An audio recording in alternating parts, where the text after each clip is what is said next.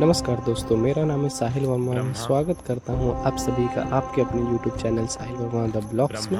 तो गाइस, आज मैं आपको एक ऐसी जगह में लेके आया हूं जो कि एक सच्ची घटना पर आधारित मंदिर है और ये हमारे 12 ज्योतिर्लिंगों में से 9वें ज्योतिर्लिंग आता है। और इसके दर्शन और दोस्तों, इस शिवलिंग के दर्शन मात्र से आपके सारे पाप धुल जाते हैं, इस जन्म के भी और अगले जन्म के। विष्णु, महेश, हिंदू धर्म के 3 स्तंभ जिनकी शक्ति से ये पूरा संसार चलता है। ब्रह्मा जो सृष्टि के रचयिता हैं, विष्णु जो इस जगत के पालनहार हैं और महेश जो सब कुछ खत्म कर सकते हैं। हमारे पुराणों में त्रिदेव के इस संगम को बहुत पवित्र माना जाता है और इसी पवित्रता का प्रतीक है महाराष्ट्र में गोदावरी नदी के किनारे बसा एक अनोखा मंदिर। एक मंदिर जहां का सबसे बड़ा राज है यहाँ का शिवलिंग, जो धरती के ऊपर नहीं बल्कि धरती के अंदर है। एक अकेला ऐसा मंदिर जहां की जाने वाली एक खास पूजा से उन आत्माओं को शांति मिलती है जिनकी मौत अचानक किसी दुर्घटना से हुई या किसी नाग की हत्या हो गई। गरुड़ पुराण में बताई गई ये पूजा है नारायण नागबली पूजा और वो मंदिर है त्र्यंबकेश्वर महादेव ज्योतिर्लिंग। सदियों पहले ब्रह्मागिरी पर्वत के बीच एक आश्रम बसा हुआ था जहां बहुत से ऋषि मुनि वास करते थे। एक बार वहां भयंकर अकाल पड़ा। हर जीव पानी की एक एक बूंद के लिए तरसने लगा। इस पीड़ा से दुखी होकर गौतम ऋषि ने जल के देवता वरुण देव की आराधना की। उनकी तपस्या से प्रसन्न होकर वरुण देव ने उन्हें एक ऐसा कुंड भेंट किया जिसमें जल कभी खत्म नहीं होता था। गौतम ऋषि इस कुंड के जल का इस्तेमाल सभी जीवों की सहायता के लिए करने लगे। लेकिन जैसे जैसे इस कुंड और गौतम ऋषि की प्रसिद्धि बढ़ने लगी, आश्रम के दूसरे ऋषियों को इस बात से जलन होने लगी और उन्होंने ऋषि गौतम को नीचा दिखाने का निर्णय लिया। ऐसा करने के लिए उन्होंने गणेश जी की आराधना की। जब गणेश जी प्रकट हुए तो ऋषियों ने गौतम ऋषि को नीचा दिखाने की इच्छा जताई।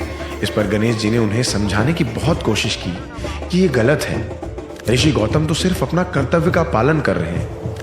लेकिन फिर भी जब वो सारे ऋषि नहीं माने तो मजबूर होकर गणेश जी ने एक कमजोर गाय का रूप लिया और ऋषि गौतम के पास पहुंचे। गौ माता की ऐसी हालत देखकर ऋषि गौतम ने उन्हें चारा प्रदान किया। लेकिन जैसे ही उस गाय ने चारे को मुंह लगाया, उसकी मृत्यु हो गई। इस घटना के होते ही सभी ऋषि बाहर आ गए और उन्होंने ऋषि गौतम पर गौ हत्या का दोष लगा दिया।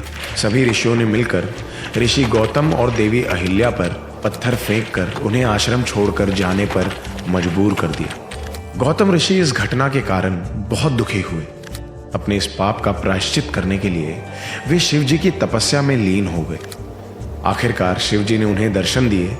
तब उन्होंने महादेव के सामने गौ हत्या के पाप से मुक्ति पाने की इच्छा रखी।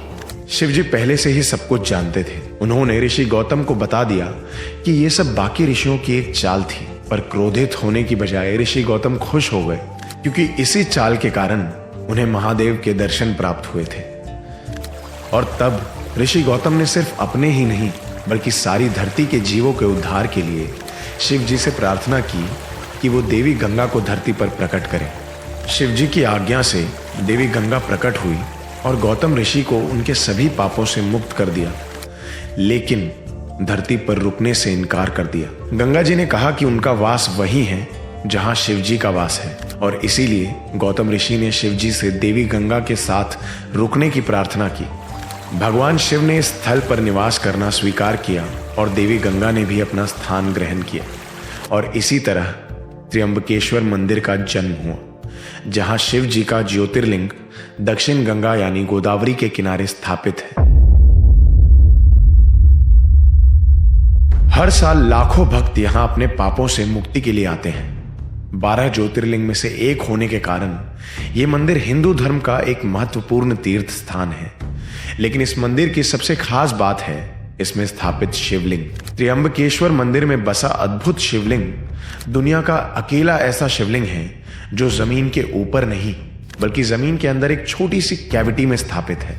मंदिर के गर्भगृह के बीचों बीच एक खोखली जगह है जिसमें 3 छोटे छोटे शिवलिंग हैं और हर शिवलिंग का एक रूप है, ब्रह्मा, विष्णु और महेश यानी शिव जी का। और यही कारण है कि इस शिवलिंग का नाम त्र्यंबकेश्वर है। त्र्यंबक का अर्थ होता है तीन भगवान यानी त्रिदेव के संगम का प्रतीक। सिर्फ यही नहीं, इस शिवलिंग से कई प्रकार के सिंबलिज्म जुड़े हुए हैं। शिवलिंग की तीन आंखें सूर्य, चंद्र और अग्नि को सिंबलाइज करती हैं। और इस शिवलिंग की पूजा केवल एक देवता नहीं बल्कि एक साथ तीनों देवताओं यानी त्रिदेव की पूजा के समान होती है।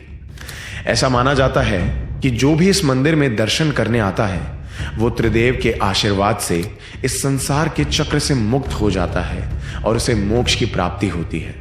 ऐसा माना जाता है जब गंगा जी यहाँ प्रकट हुई थी तो उनका बहाव इतना तेज था कि कोई भी उनके पास नहीं जा पाता था, और इसीलिए ऋषि गौतम ने उनके बहाव को थोड़ा धीमा करने के लिए नदी के किनारे कुशा नाम की एक घास लगाई। इस जगह को कुशावर्त कुंड के नाम से जाना जाता है, जो इस मंदिर में दक्षिण गंगा यानी गोदावरी का प्रतीक है। कुशावर्त कुंड के जल में एक बार स्नान करने के बाद इंसान के सभी दुष्कर्म धुल जाते हैं। अपने महत्व और पवित्रता में प्रधान ये मंदिर कई बार हमलों का शिकार हुआ, जहां हर एक बाहरी ताकत ने इस मंदिर को नुकसान पहुंचाने की पूरी कोशिश की। 1690 में मुगल सम्राट औरंगजेब ने पूरे भारत में तबाही मचाई हुई थी। ये मंदिर भी उसके बुरे इरादों से नहीं बच पाया। औरंगजेब की सेना ने मंदिर पर हमला कर उसे तहस नहस कर दिया और फिर इसी जमीन पर एक मस्जिद का निर्माण हुआ।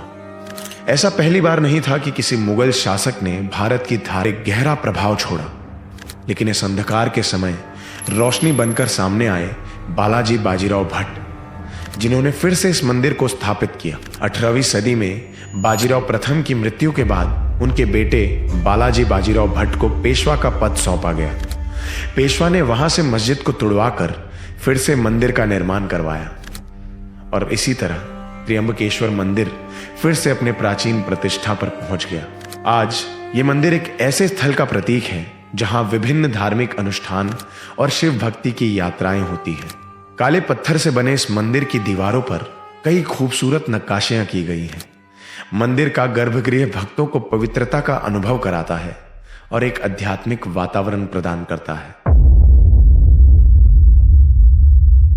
त्र्यंबकेश्वर मंदिर में कई सारी अलग अलग तरीके की पूजा होती है, जिनके पीछे अलग अलग उद्देश्य होते हैं। कई सारे रिचुअल्स हैं जो लोग अपने जीवन को सुखी बनाने के लिए करते हैं।